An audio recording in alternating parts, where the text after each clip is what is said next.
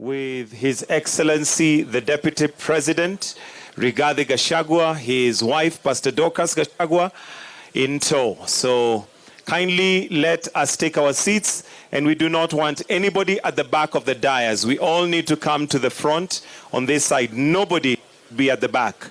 So if you have a seat, kindly take your seat as we get ready to receive His Excellency, the President, Dr. William Samoei Ruto. Let's have some background music as we continue. Just some background music, but if you have a seat, kindly take your seat. Upon we call for help, guide us to the straight path, the path of those who are blessed, you have blessed, not of those against whom there is anger, and none of those who are misguided. Amen. Thank you very much. So for now, I'd like us to, those of us who are seated, stand up as we welcome the Deputy President, His Excellency Rigathi Gachagua, to come and to just address us from the podium. Tumpige makofi tafadhali. It might take getting used to kuzoea hiyo title mpya, lakini zoea.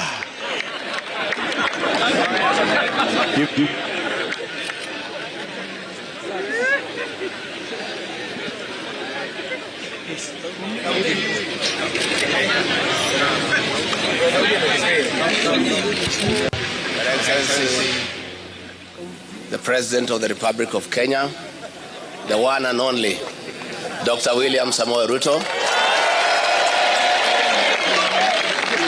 Your Excellency, the First Lady of the Republic of Kenya, Mama Raila Ruto, the first family, and all of us who are here today. God is good, and all the time. Do I have anything to say? Your Excellency, today is a great day for this country. It marks the beginning of the economic transformation of the Republic of Kenya. We are here not to say that we have achieved this victory, but to say that this victory was the work of God. Amen. The rocks that were put in our path could not be lifted by a human being. It is all the work of God. And I must say that we have seen the heart of God all through for the last 4.5 years. It's been a long and a tedious journey. Against all the odds, against serious mobilization and weaponization of the state machinery. Today, the son of an ordinary Kenyan whose father and mother are not known is the President of the Republic of Kenya. We thank God. I remember last year, we attended a church function at 7 a.m. somewhere in Kano. And there was an evangelist from Nigeria, and he tried to explain to us why our outgoing leader had abandoned William Ruto. And he told us not to worry. It was all God's doing, so that when he becomes president, no man can say he made you king. Therefore, we give glory to God, and we thank the people of Kenya for what they have done for their country. This is a great country, and Kenya has no problem. The problem of Kenya is one of leadership. Once you put the right leadership into place, this is a beautiful country with very resourceful and hardworking people. All you need is to create the right environment for the people of Kenya to prevail. And I have no doubt, agreeing with the rest of Kenyans, that the men we have put into office, Dr. William Ruto, is up to the task. So, Your Excellency, mine is with a lot of humility to assure you that myself and the team under you, we shall give you the necessary support so that you can pretend over the transformation of this beautiful country. We shall work day and night, but I must admit that though we may not be able to be as hardworking, to be as zealous, to be as passionate as you are, we'll give it our best shot. And I want to urge all our colleagues in this struggle, those who have been persecuted, those who have wounds, please let this victory heal all our wounds. And let us get to work. We have work to do. We are inheriting a dilapidated country with a 10 trillion public debt. We are inheriting a country with 6 million young people who have no jobs. We are inheriting a country with 14 million Kenyans in CRB.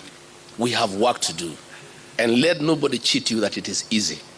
We have to work from day one. So let bygones be bygones, and let all those who are against us, we invite them to join us. We build this country together. We have nothing against anybody because we are Kenyans and we are good people. And all we want is the economic transformation of our beautiful country. Before I invite our president, let me take this opportunity, Your Excellency, if you may allow me, give a word of assurance to the public service. We are aware that your morale is low. We are aware you feel demeaned. We are aware you have become non-productive because of what you have been taken through. I want to assure you on behalf of my boss that our first job is to restore the dignity of the public service. Our first job is to cushion civil servants from harassment by officers in the police force under the guise of fighting corruption.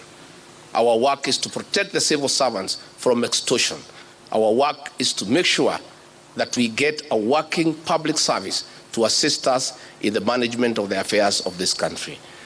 And I have no doubt in my mind that if all of us support Dr. William Ruto and his team, in a year's time, he will restore Kenya to where President Mwai Kibaki left us. It is now I'm the most privileged person to invite a brand new president. So join me in inviting the President of the Republic of Kenya, Dr. William Samoei Ruto, to come and say something.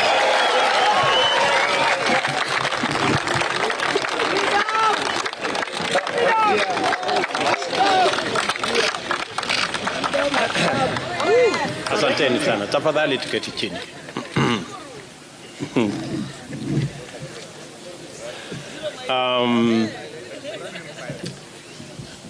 Of course, you agree with me that I am overwhelmed.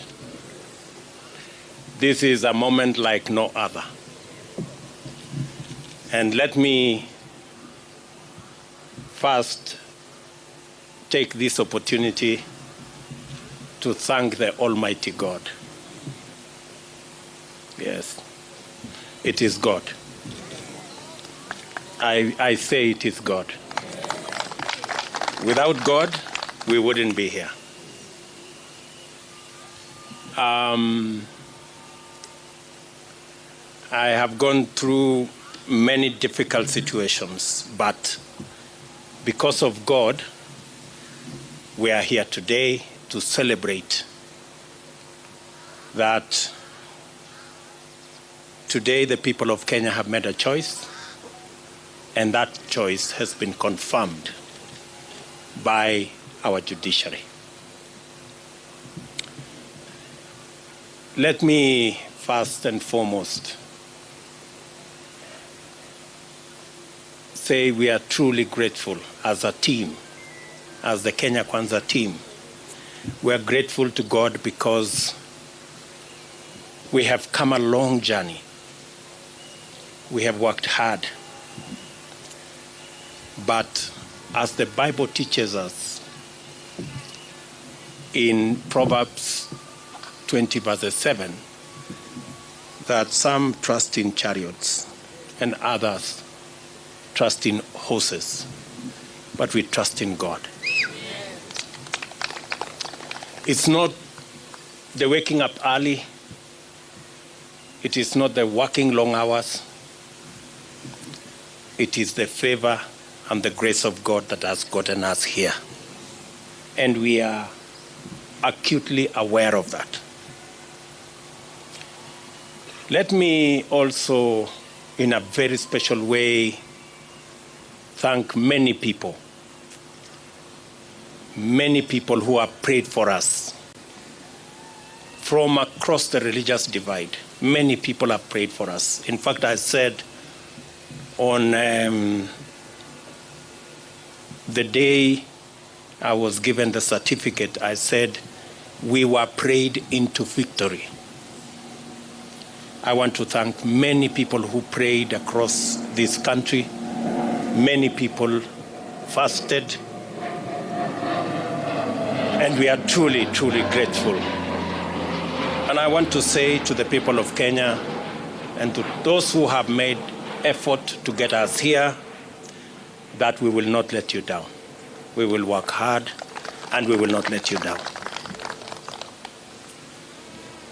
Let me also, in a very special way, thank my friends, starting with my wife Rachel, who prays for me every day. Before I leave the door from that house behind me, she always holds my hands and prays for me. And my children, for believing in me and always encouraging me. Very special thanks goes to my friends seated here, the people we started this journey with, under very difficult circumstances. I know many of you have suffered because of being my friends. Many of you have been taken to court. Many of you have been harassed, your children, members of your families. The only crime is that you chose me as a friend. I don't take it for granted that you are my friends. We started with many of you who are formerly members of Jubilee. You know what happened to us. I do not want to say. But we believed in a better Kenya. We believed in a freer, more democratic, more rational Kenya. Along the way, many brothers and sisters joined us from other political parties. I want to also say a very big thank you to them. They gave momentum to our journey. And I want to say asante sana.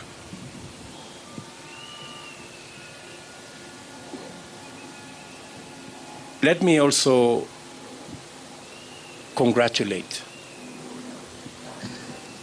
and recognize and appreciate the people of Kenya who believed in us. They went out of their way. Under very difficult circumstances, they believed in us. They listened to us. You know, the legendary Mamamboga and Boda Boda guys, they are the heroes of our campaign. They defined this election. They were the embodiment of our quest for a better economy for our Kenya, for our country. The millions of Kenyans who believed in us. Today, by voting for me, the millions who woke up early to go and vote,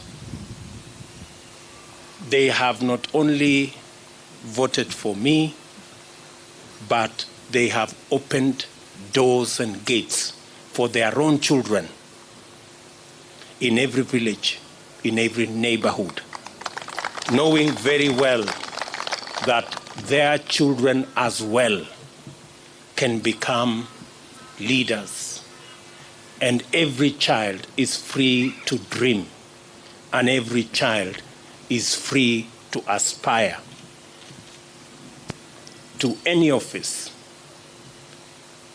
and working hard, believing in God, they can get wherever they want to go. I think my election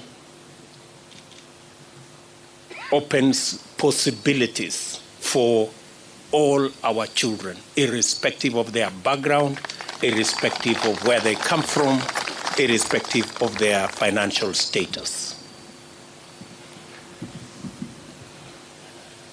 But this afternoon, with the unanimous decision of the Supreme Court of Kenya, our lengthy, suspenseful, and protracted election has come to an end. My fellow presidential candidates and I made our respective cases before Kenyans and submitted ourselves to their sovereign decision at the ballot. After the result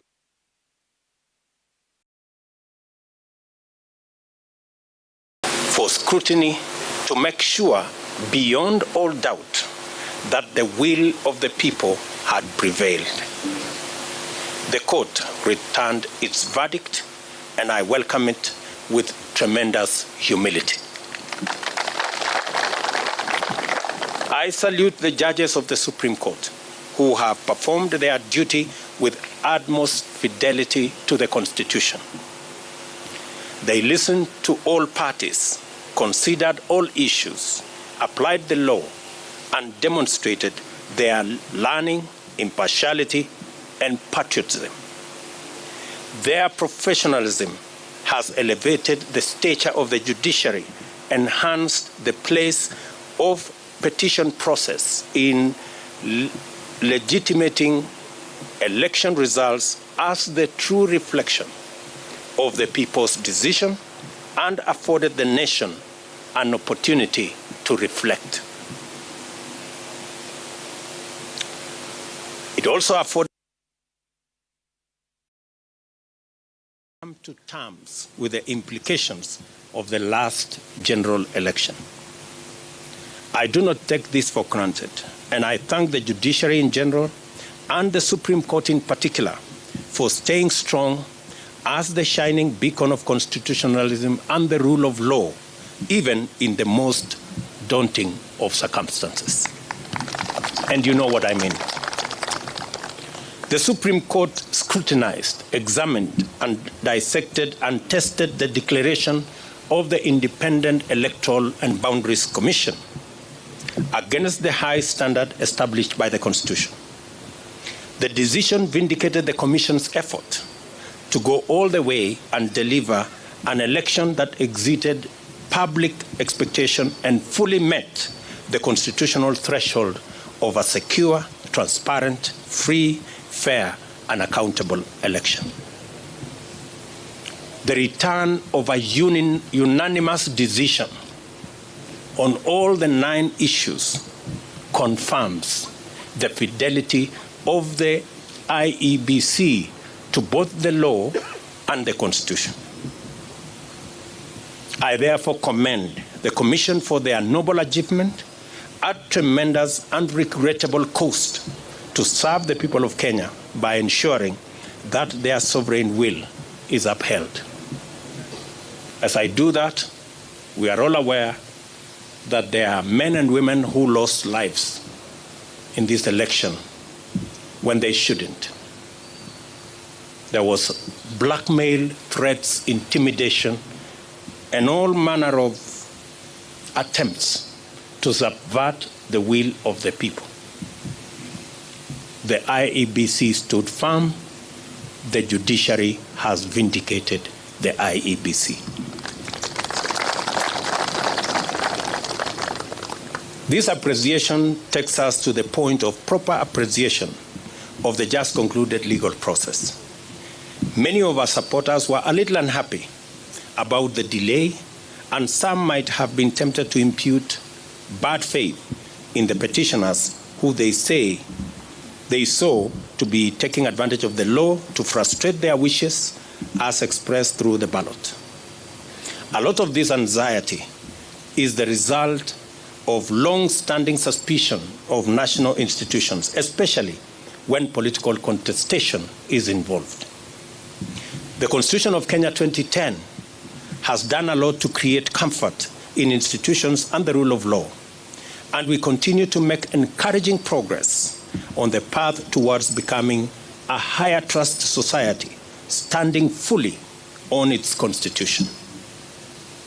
It was therefore perfectly legitimate for the petitioners to go before the Supreme Court to have their questions answered, doubts assuaged, and fears allayed.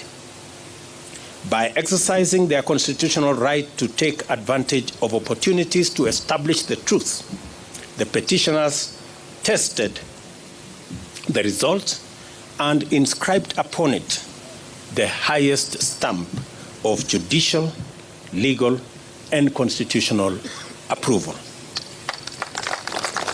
Our electoral and judicial institutions have won, and the Constitution has asserted itself and prevailed. My esteemed competitors now have a credible basis on which to consider the outcome, and we are vindicated by the choice of the people of Kenya. The court's decision completes the loop of institutional stewards of the rule of law, entrench our Constitution, and express the sovereign will of the people who have articulated themselves quite eloquently, directly, and through their constitutional institutions. I congratulate all patriotic Kenyans who presented themselves as presidential candidates. It is not an easy decision, and a national campaign is not a walk in the park at best. I want all of you to know that your effort is acknowledged and deeply appreciated. Wahiga Mwaure and Ruth Musheru, George Wajakoya and Justina Wamai, the Honorable Raila Odinga and the Honorable Martha Karua. May the spirit of love for country and selfless service lie long in your hearts, and may Almighty God always remember you. Competitive electoral politics can make and has made our politics an arena utterly devoid of grace. This fills the life of political candidates with loneliness, worry, and exaggerated sense that the stakes are do or die, and elections therefore matters of life and death. It poisons political competition, exterminating the sporting spirit which unites winners and losers by enabling them to access the grace to define their relationship in terms of what they share and not what divides them. Democracy is expected to unite a people, strengthen their society, and improve their institutions, and must not become an acrimonious, fearful, and desperate enterprise. We offered alternative visions and missions and submitted to the sovereign decision of the citizens of Kenya. We are only competitors, not enemies. We vied to unite and strengthen Kenya, not to divide and weaken it. I therefore consider all of my competitors to be my worthy compatriots. Kenyans are united in the quest for a better society that is kinder to its children, gentler on the vulnerable, respectful of their rights, and committed to serving them. Those who voted for me, as well as those who voted for my competitors, want the same thing for themselves and for their children. I honor this aspiration, and I am committed to do and to rise up early, work hard all day, every day, so that we can realize it together. My deputy and I and the Kenya Kwanza team pledge to make Kenya a country of everybody and everyone. My administration shall do justice to all, regardless of their social status, religion, ethnicity, gender, whether they voted at all or whom they voted for. I therefore extend a hand of brotherhood to all my competitors and to all their supporters. We are not enemies, we are Kenyans. Let us unite to make Kenya a nation where everyone shall be proud to call home. My administration will recognize in full the now established tradition of honoring our leaders who have served this nation and shall not in any manner interfere with their privileges and their entitlements in retirement. They are revered elders of our nation who deserve respect at all times. It is now time for us to prepare for the day when we wake up to the momentous duty to serve Kenyans. Let us all reflect on our contribution and look forward to build this country and nation together to achieve the glory of Kenya, express its heritage and splendor, and fill every Kenyan heart with thanksgiving. As I said earlier, the hero of our campaign is the legendary Mama Mboga and Boda Boda.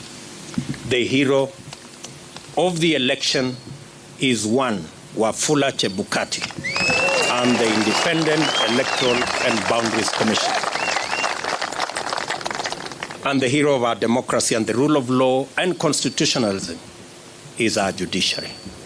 We celebrate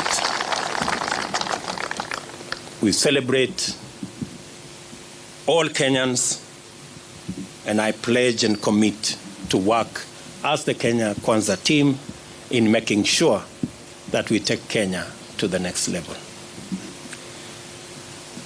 I will be making a much more comprehensive statement further down the road. I thought I should recognize everybody who has made a contribution towards this success today. As I said, it's not about me and my good brother Gachagua and the leaders who are here.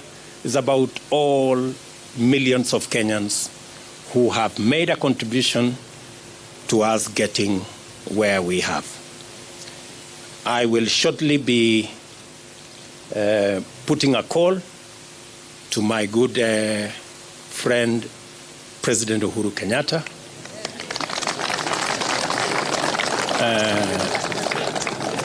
We have not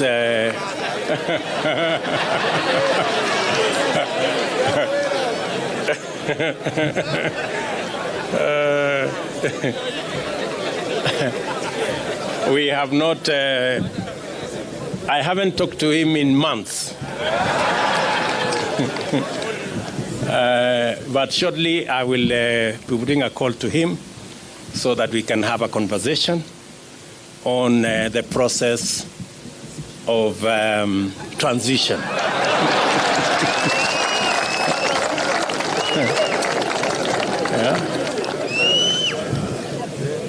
Yeah.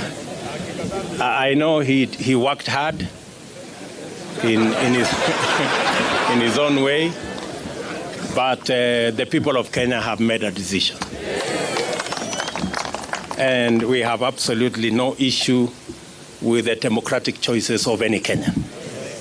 You remember I said earlier, when I chose to support Uhuru Kenyatta, I did not give him conditions that he must support me. I have made that very clear. So I take no offense at all that he decided to choose and support somebody else. And therefore, we will remain friends as we have been in the context of where we are. And, and we look forward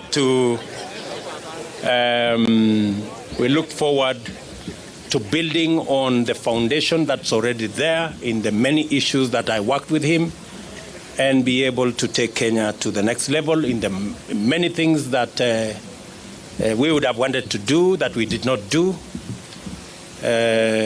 We are a very responsible people. Government is a continuous enterprise, and we will complete all the projects that have not been completed, as we have said, and we will build on that foundation the programs that we have committed to the people of Kenya, and we will hit the ground running because we are aware of what we need to do.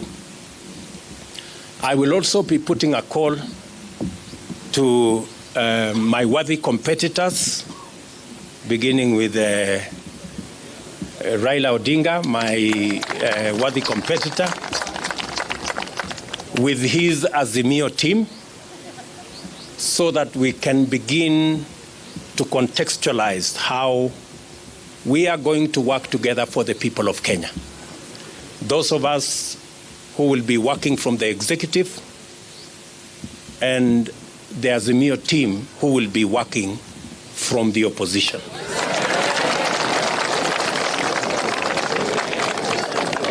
And as I committed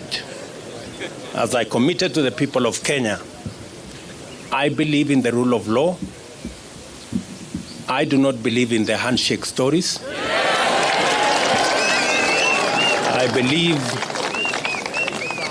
I believe in an accountable government held to account by a responsible opposition. That is how Kenya is going to move forward. And so I look forward to a conversation on how they will hold us to account and make sure that we deliver on the commitments that we have made to the people of Kenya, and public resources are put to good use in an accountable manner, and so that we can reap the benefits of what the people of Kenya have done in electing us into office. We will then be working with all the other people as we get down to doing what we committed to the people of Kenya that we do. I know there is huge expectation. Many people are texting me and asking, when is the Hustler Fund going to be launched? Many people are asking me, many farmers want to know when subsidized fertilizer will be available so that they can get on with the journey or with the business of growing food for us so that we can reduce the cost of living. Many farmers are asking when we are going to begin the journey on agro-processing and value addition. Many people across Kenya want to know when we are going to begin our housing program. I want to commit that as soon as we are sworn into office, in fact, beginning tomorrow, I will be working with the people in government offices so that by the time we get sworn in, we will have work to do and begin the process of implementing our plan. Let me say to all of you, I know many people have come here. I know many members of parliament are here, many governors are here, many senators are here, members of county assemblies. Let me take this opportunity in a very special way to recognize our legal team, led by Senior Counsel Fred Ngatia and Senior Counsel Kioko Kilukumi and Senior Counsel Kiragu, and of course my chief agent and team leader of the legal team, Professor Abraham Kithure Kindiki. And all the senior lawyers here, let me not mention all their names. We had the best legal team anybody could assemble. And we are very proud of you, ladies and gentlemen. Thank you very much for protecting our victory and for doing your bit. I remember when I talked to them, I told them those of us who are politicians have done our bit. We handed over the baton to them, and I told them they should not drop the baton. And they brought it home in one piece, and we want to celebrate them. Tuwapige makofi jameni hawa makofi. Let me also say, for good record, that these great men and women, our legal team, volunteered their services for free.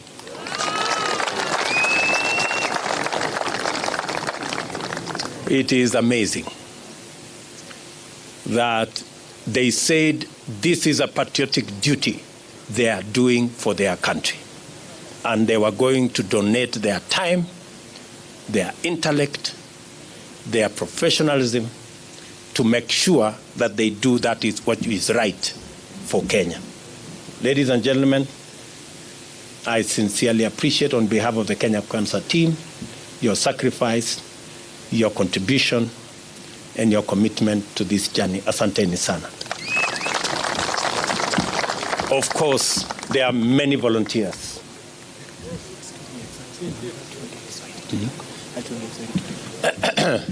There are many volunteers who came across. There are many people who supported us in many ways. There are many people who contributed merchandise. Many people contributed resources of all types, merchandise, airtime, equipment, transport, and it was just amazing. We ran a campaign. Many people believed that I was very organized, but I want to tell you, it was not me. Everybody made a contribution. That's why the whole thing looked seamless. We didn't have to push nobody to do nothing. Everybody did what they were supposed to do without asking. So I want to say thank you very much to our team. I want to announce that this marks the end of the politics of deceit and the politics of betrayal and the politics of conmanship. It is the end. We want the politics of the Kenya of the future.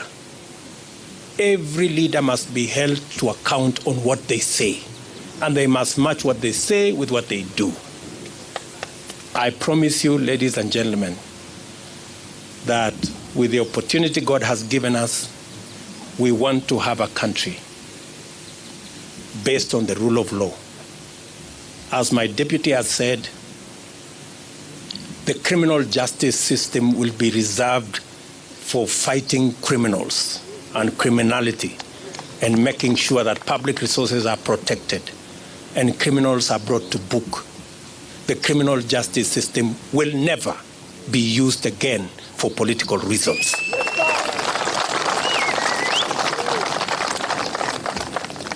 Let me say it again.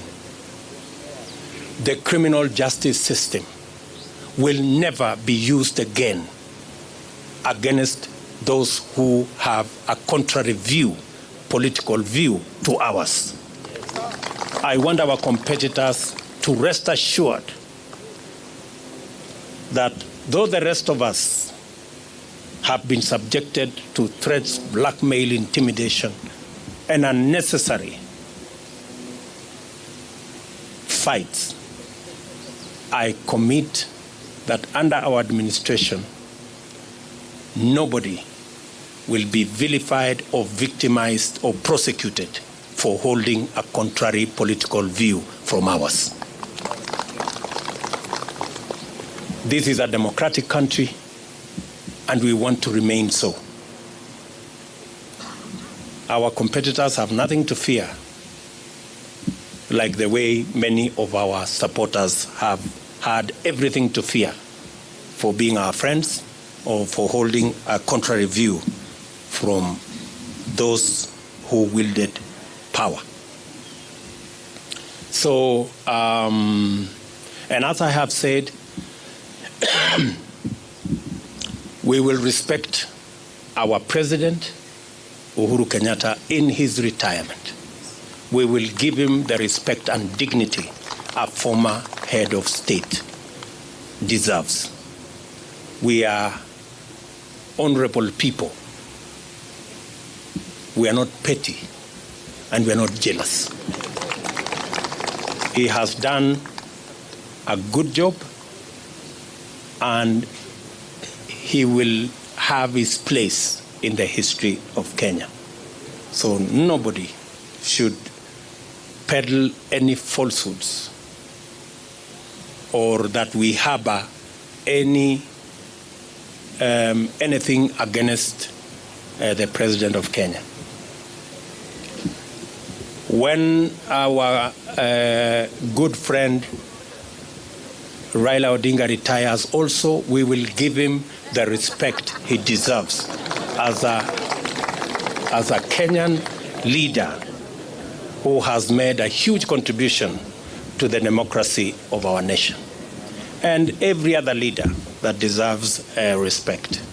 So to all our friends out there, we want to grow a nation.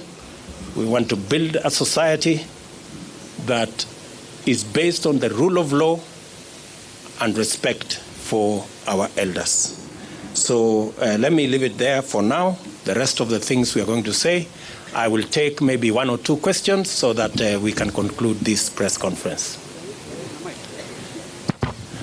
Na nitasema kwa Kiswahili, nitajibu maswali kwa Kiswahili.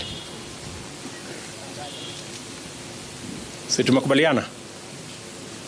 Kama mnataka niseme Kiswahili kidogo, nimesema ya kwamba kwa niaba ya team ya Kenya Kwanza tunamshukuru Mungu kwa sababu ya kutupatia ushindi. Hii ushindi si ya William Ruto na Gachagua, ni ushindi wa mamilioni ya Wakenya walioamka asubuhi na mapema kupiga kura ili hata na watoto wao waweze kupata nafasi ya kuwa na ndoto ya kuwa viongozi katika taifa letu la Kenya. Nimesema vile vile ya kwamba tunawashukuru wale wote, hasa IEBC ambayo ilisimamia uchaguzi katika taifa letu la Kenya. Mbali na changamoto za makomishona ambao waligawanyika pale mwisho, IEBC ilifanya uchaguzi ambao ulikuwa wa huru na haki, na kila Mkenya ametosheka. Ma-MCA wamechaguliwa, wabunge wamechaguliwa, maseneta wamechaguliwa, magavana wamechaguliwa, na leo mahakama ya upeo imeidhinisha uchaguzi wa rais pamoja na naibu wa rais, kumaanisha kwamba IEBC ilifanya kazi ya muhimu. Na nimesema shujaa wa uchaguzi huu ni Wafula Chebukati na makamishna waliohakikisha ya kwamba uchaguzi huu haujapatilishwa na watu ambao walikuwa na njama ya kuharibu uchaguzi wetu. Nimesema vile vile tutapata nafasi kama viongozi kuongea na rais wetu ambaye anaenda kustaafu ili tuweze kupanga mambo ya kukamilisha succession kwa njia na taratibu ambayo iko na heshima. Na nimesema vile vile kama vile tuko na desturi kama taifa, viongozi wetu wote wale ambao ni elders wa taifa letu, viongozi wanaostaafu kama rais, watapata heshima na watapata haki yao katika mahali pa heshima katika taifa letu la Kenya, na hakuna wasiwasi yeyote kwa mtu yeyote kwamba kutatokea na jambo lolote. Yale ambayo yamefanyika, Waswahili wanasema yaliyopita si ndwele, tugange yaliyomo na yajayo, na hivyo ndivyo tutakavyofanya. Tumekubali vile vile ya kwamba kamwe criminal justice system katika taifa letu la Kenya haitatumika kuendesha mambo ya siasa katika taifa letu.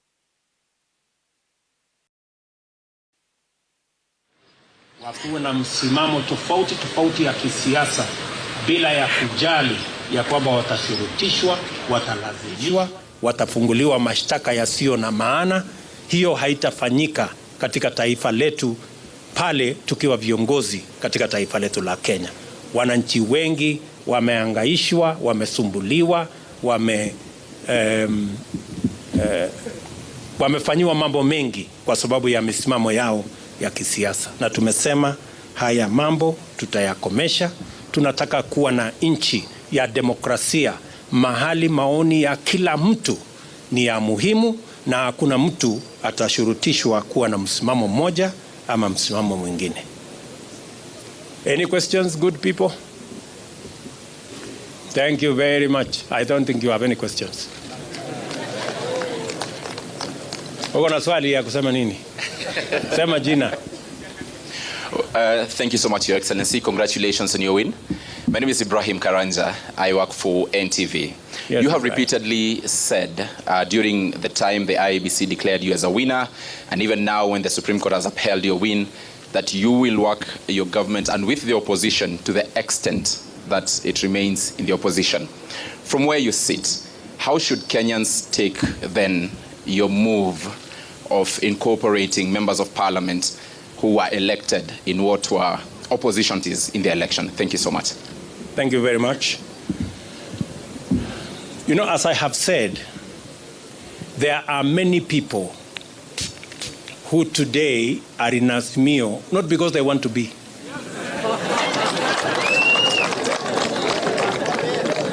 We have many people who are forced, blackmailed, threatened into belonging to Azimio.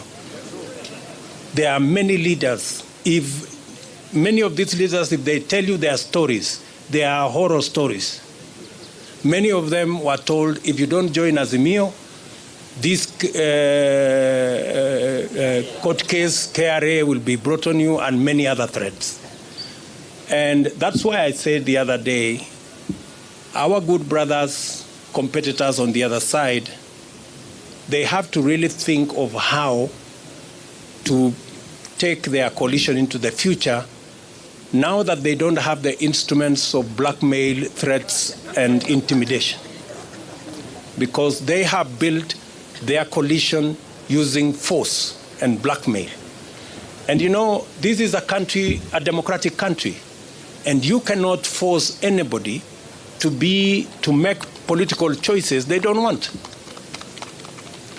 Imagine, even a law was passed that makes people prisoners of a certain coalition. That once you sign a piece of paper here, and they make sure you sign that piece of paper at night when the lights are switched off. And then you are told, once you sign, you cannot leave. You know, that is not a country that we all wanted to belong to. So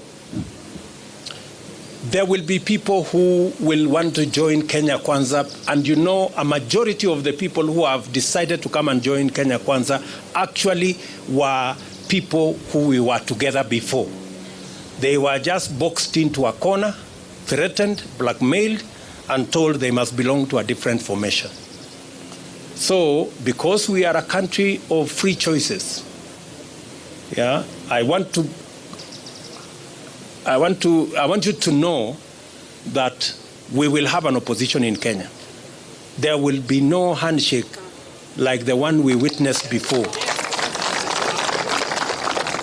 that creates a mongrel of a government where nobody knows where the line is. That one will not happen. But there will be people who will choose because of preference, because, for example, I'm sure maybe you're talking about Ali Roba and his team. Ali Roba and his team are members of Jubilee. We were together. Or Kiraitu Murungi for that matter. These are people we were together. They were just told, you must be here, otherwise X, Y, and Z will happen. Now that we are breathing fresh air and freedom has arrived, they are now, they can now make the choices. Thank you very much. Any other question? Yes, my good friend. Mpatie ule microphone.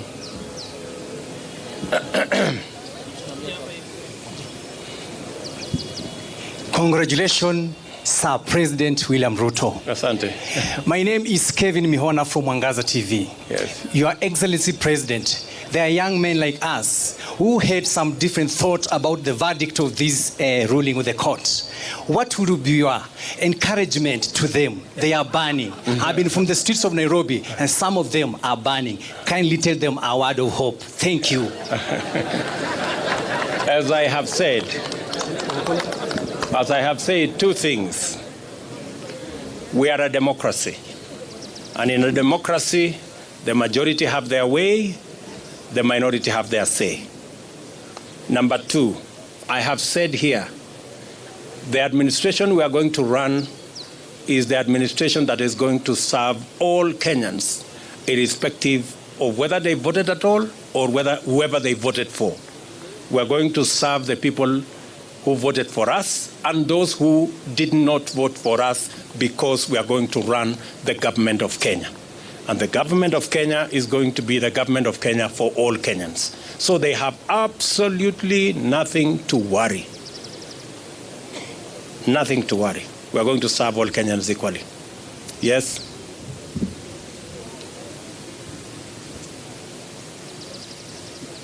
Mr. President, congratulations. Thank you. My dream was to be a professional footballer, but I had to kill that dream. What's your plan now that you're in power in terms of stadiums and making sure the football in this country works? Because there are so many dreams out there have been killed because of individual selfish reasons. What's your plan on that one? The same way the people of Kenya have made my dream a citizen from nowhere come true. As I have told you, I will work hard. You have read our manifesto on matters to do with sports, and we will work hard to deliver on our commitment so that people like yourself and many more who have dreams and their dreams stagnated or died because there was no opportunity, that we create that opportunity so that people like yourself or even other people who have aspirations like yours can also attain or make their dreams come true. That's how. That's how. Yes, one last question. Yes, give. Yeah, my name is Ken Jenga Wambui from Minoro TV. Yes. We understand that from the Constitution, Chapter 9, Article 141, the President shall be sworn in the first Tuesday after 7 days. What is this one thing that you will promise Kenyans that you will deliver within the first 100 days once you assume office? There are many things, Njenga Wambui. And how is Inoro, by the way?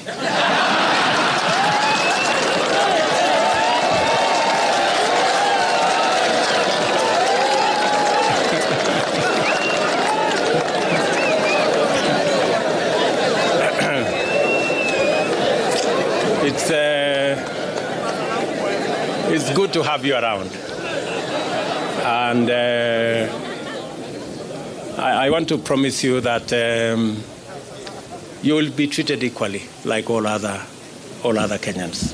I know sometimes people think the people who really fought hard against us that we have grudges. We don't. We are Democrats. And we will work together. However, I will, your question on the first 100 days, let me not say it today. I will I will be making a statement on my inauguration. Just be patient kidogo. Sawa Bwana Njenga. Asante. One last one. Where are my good friends from Citizen? Citizen.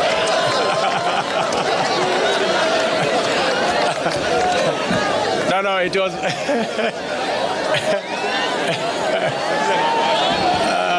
Citizen. Where are they? Hawako? No, it's okay.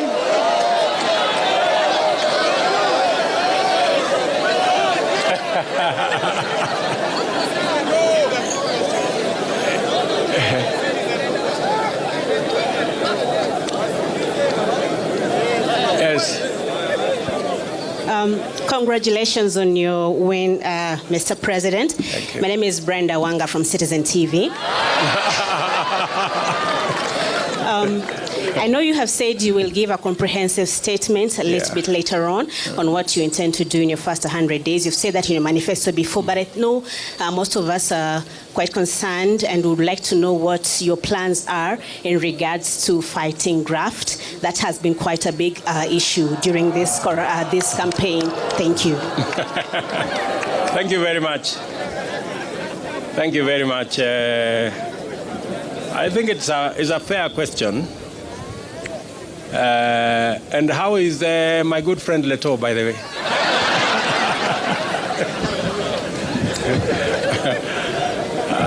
And say hello to Chemutai Goinchi. So,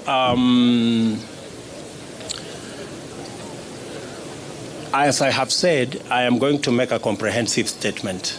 And I want to promise you that among the things I want to do on the 100 days, one of them is going to be about tackling corruption. So expect a statement and expect there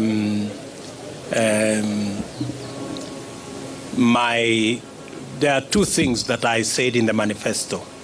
Number one is the judiciary fund, and number two is to have an accounting officer for the police and the entire criminal justice system, so that they will never depend again on resources from the office of the president. They will have their own independent budget and an accounting officer, so that they can go after anybody that is involved in graft or in wastage or in theft without getting permission from the office of the president. We will treat those institutions as the Constitution expects us, as independent institutions. But I'm going to make a statement about on that, or as among the things that will be in my 100 days to do list. Sawa. Very good. Otherwise, I think we can leave it there for today. Mimi nataka niwaambie asante sana for coming. All the good friends from the media, thank you very much. We're going to be sharing information with you as often as we can. And I am just requesting that let's put the campaign behind us and let us look into the future together. We may all have supported different candidates, but the people of Kenya have made a choice. Sindio? Sasa tujipange tu kwenda mbele pamoja. Bas, asanteni sana na watakia baraka ya Mungu. Thank you. All right, kindly let's remain seated. Kindly let's remain seated for a minute. We'd just like to have a few photographs, Your Excellency, with your permission. So those of you that have seats, kindly just remain seated very quickly. We'll just have photo ops with His Excellency and the Deputy President-elect, followed by another picture with their spouses. Then we shall also have the legal team, followed by members of Parliament. So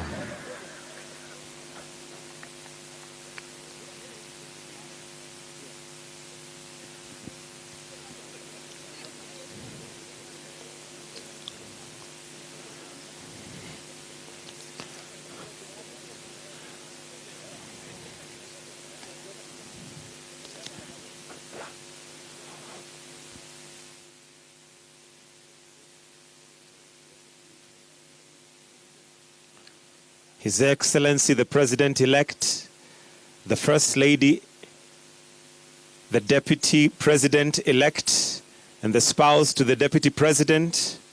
Wonderful picture right there. Next, we'd like to call the legal team. So we'll ask His Excellency to just step back so that the podium is bigger. We'll have the legal team to have the next picture.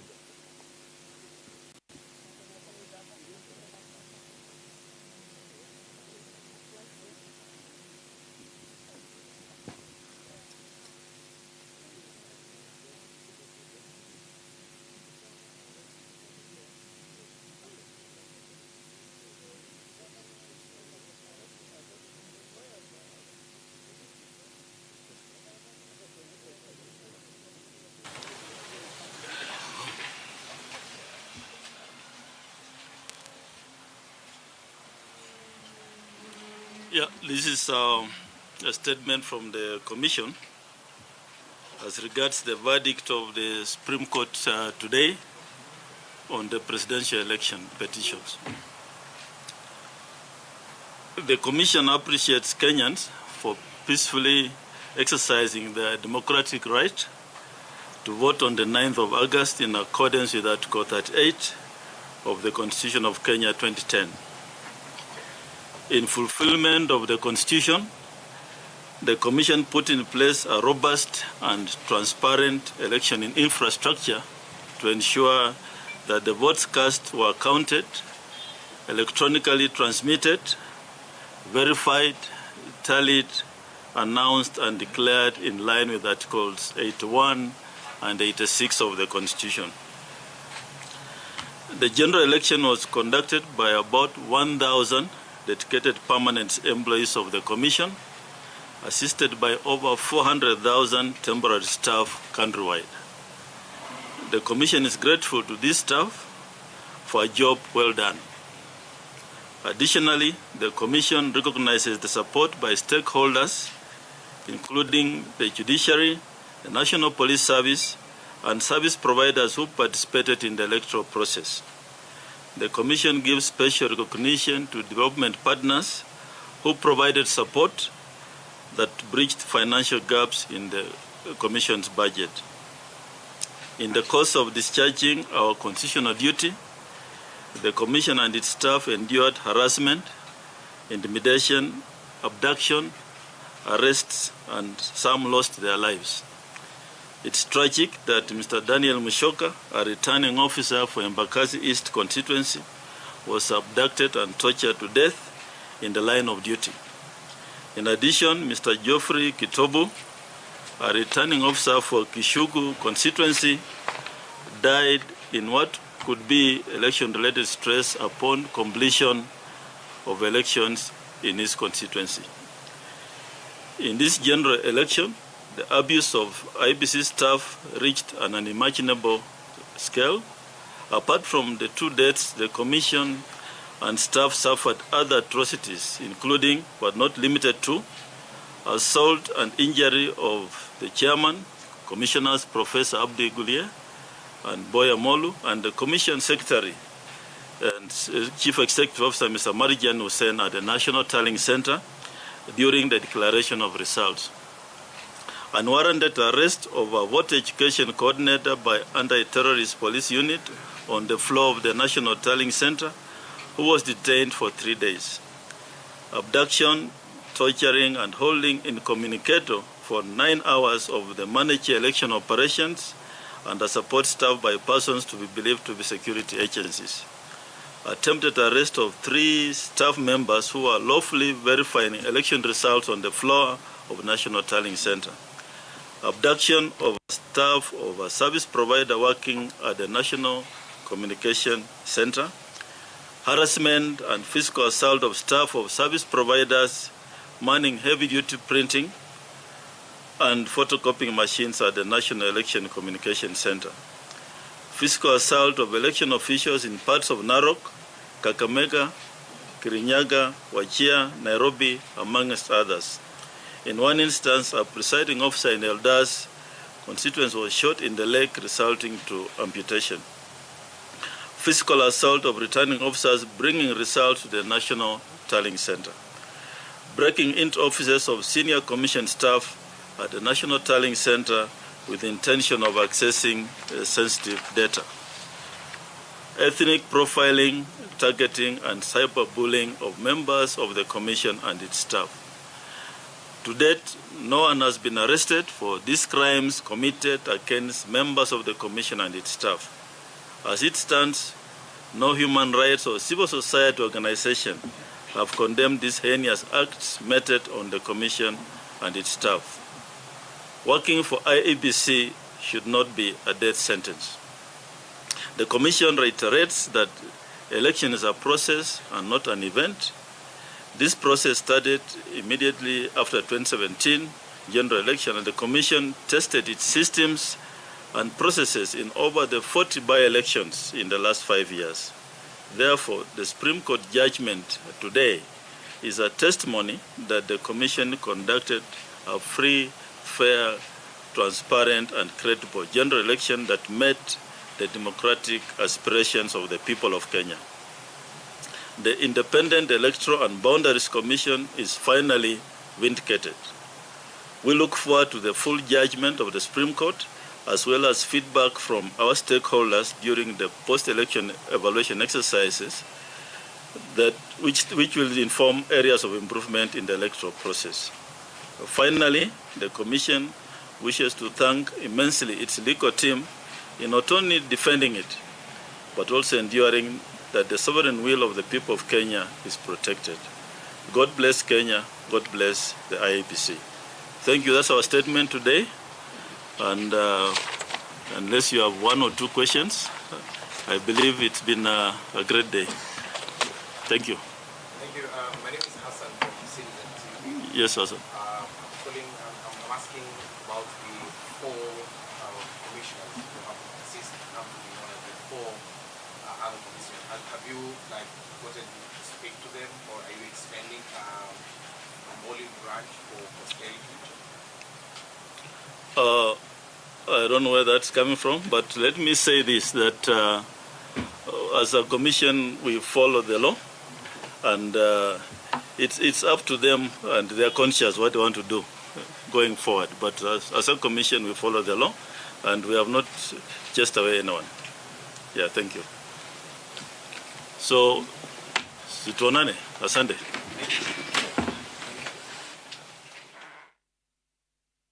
All right, so we want to recap some two very important statements that we have just aired. I will start with the one that we've just immediately aired, and that is from the chair of the IEBC, Wafula Chebukati, who has decried the threats, intimidation, abduction, arrests, and harassment, as well as the death of some election officials. He says he appreciates Kenyans for peacefully conducting themselves during the election, also thanking the 1,000 permanent staff and 4,000 temporary staff during this election period. He also thanked the judiciary, the National Police Service, other service providers, as well as development partners for doing that. And then, of course, talking about the intimidation, abduction, and arrests of those individuals, saying no one has yet been arrested, and that civil society members have yet to condemn what he called heinous acts. He said working for IEBC should not be a death sentence, and he says the Supreme Court judgment is a testament to the work of the IEBC, saying they have been finally vindicated. Of course, important to note that he was present together with the other two commissioners, Boya Molu and Professor Abdi Gulie, as well as the CEO, the man who heads the secretariat of the commission, Marjan Hussein Marjan. As to the role or the presence of the other commissioners, he says the commission did its work and the other four commissioners have not been chased away. And just before that, we heard from President-elect William Ruto, who has talked about leading a country that will follow the rule of law, saying that he will respect President Uhuru Kenyatta in his retirement and all other leaders, including Raila Odinga, when he chooses to retire. When asked about those who are joining Kenya Kwanza from the Azimio ranks, he said that many of those who are in Azimio were not there because they wanted to be, but they were blackmailed and threatened. And he says theirs is a coalition of the willing, but of course rules out a handshake, something he has said before. He also thanked Kenyans, the elected leaders, those who stood with him, as well as his legal team, whom he says donated their time for free. As to what he will do for his first 100 days, he said he will talk more about that in the days to come. And of course, talking about a country with the rule of law, that civil servants will continue to be civil servants and will not be harassed, and that reaching out, of course, to his competitors, saying we're not enemies, we're Kenyans, and that is a direct quote. And let me just say finally that he said the unanimous decision of the Supreme Court confirms the fidelity of the IEBC to both the law and the Constitution. He commended the Commission for their role, decried the loss of lives of those who worked within the Commission, and also said that it was perfectly legitimate for the petitioners to go before the Supreme Court and exercise their right there. And of course, welcoming the court verdict or judgment with tremendous humility. So those are the pictures that you're seeing now from Karen, from that just concluded speech by the president-elect of the Republic of Kenya. So those are some key press conferences that we have heard this afternoon following that Supreme Court judgment, the unanimous one, I should add, that was delivered earlier this afternoon in the country. So, of course, there is more we expect to hear from others as well, and more reactions. We've shown you those from around the country, and that is where we want to conclude a part of this live newscast for now on this very momentous day when the Supreme Court has delivered its final judgment, its final verdict, putting an end to the electioneering period. And now we look forward to the events that come thereafter. This is Kenya's Choice 2022. Stay with us.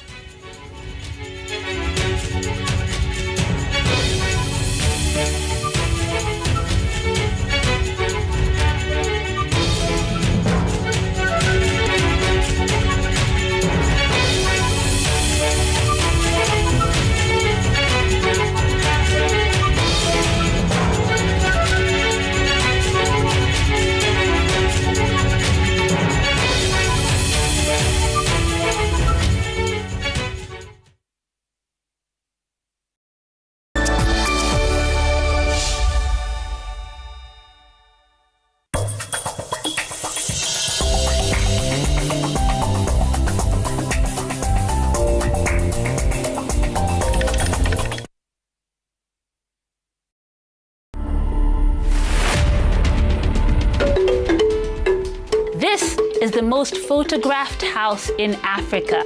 We have 5 rooms. There's a family room that can take 4 people. We have the Lamu room, Moroccan room, and the Bakuba room. Those are teams. That's simply because most of the artifacts that you'll find within those rooms are from the regions that I've mentioned. People come here for just to go through the tour and learn about our heritage and see these things that most of them you can't find anywhere right now. To watch this story and more, download the Citizen Digital app today. Kenya's #1 app, Citizen Digital. Guys, lipstick is for mommy, not the what? Children. They are cute no matter what they do, but there's nothing cute about fever. Panadol Baby and Infant starts to work on fever in just 15 minutes. Trust Panadol Baby and Infant to work on fever fast.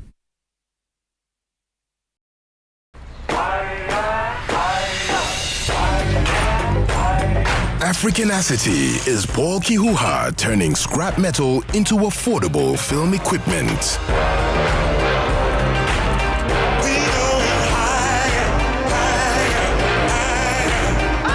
At ABSA, we love Africanacity and believe in working with you to get things done.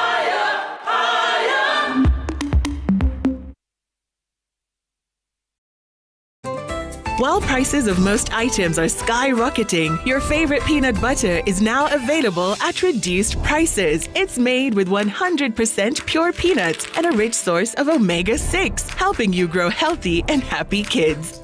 Buy and enjoy Blue Band peanut butter at reduced prices today. Made possible through local farming in Kenya.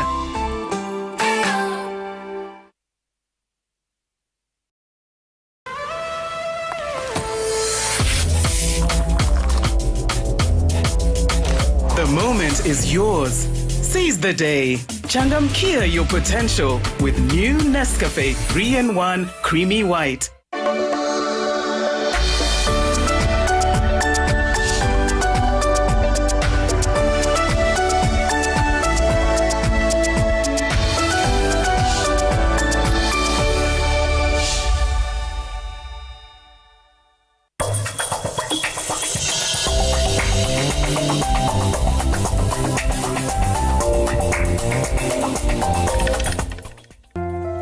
At the first sign of pain, you need a solution that you can trust. Try Panadol Advance. With Panadol's Optizode formula, the tablet absorbs quickly and starts providing fast and effective pain relief you can trust. Try Panadol Advance.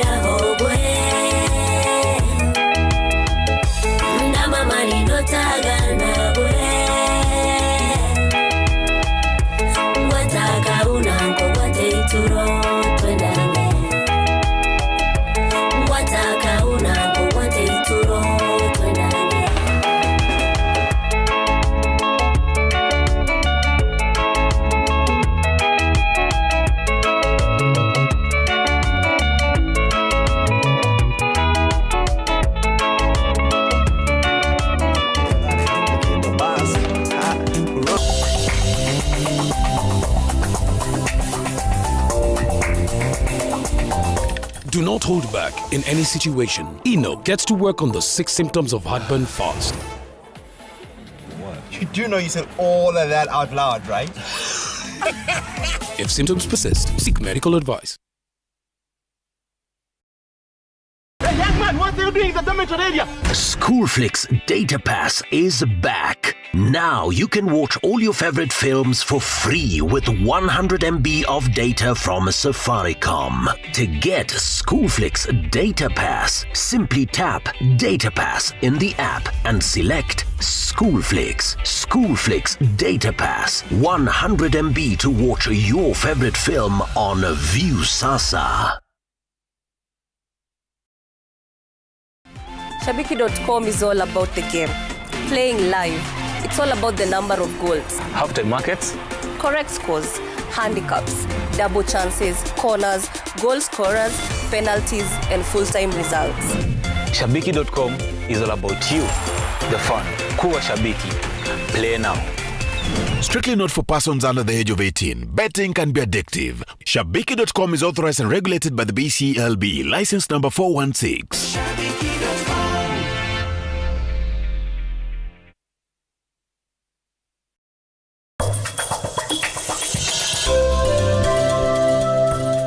Takabuni zinaishiaga ukingoni. Funga hiyo mdomo Meja amjue binti yake. Na Sultana naye ajulishwe babake.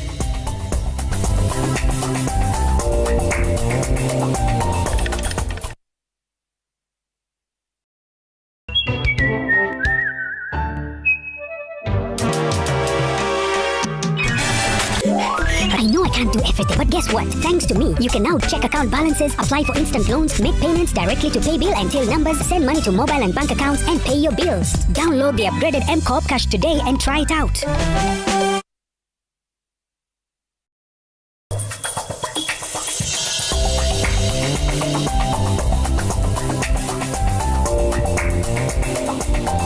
Ladha tamu ya unga laini wa ugali wa tupike sifted maize meal. Lakini ukiniuliza, itabidi wazoee. Jaribu unga huu mtamu na laini wa tupike sifted maize meal unaopatikana sasa karibu nawe. Ugali ni tupike.